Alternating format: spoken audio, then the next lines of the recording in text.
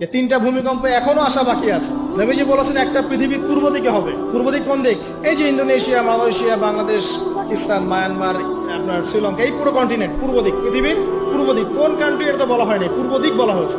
এবং এখানে ভূমিকম্প বলা হচ্ছে না, বলা হচ্ছে ভূমি ধসে যাবে, মানে পুরো বলা হচ্ছে। আরেকটা হচ্ছে পৃথিবীর পশ্চিম দিকে।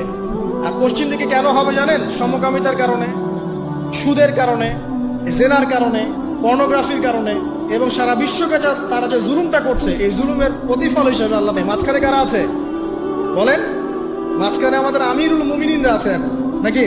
যারা গান বাজনাকে উন্মুক্ত করে দিচ্ছে, যারা পর্দার শিথিলতা নিয়ে আসছে, হ্যাঁ, যারা ইসরায়েলের সাথে আতাত করছে, এরা আছে, আমিরুল মুমিনিনরা আছে।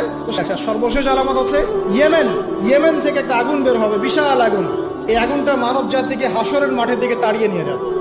এই 10টা আলামত না আসা পর্যন্ত কিয়ামত হবে না।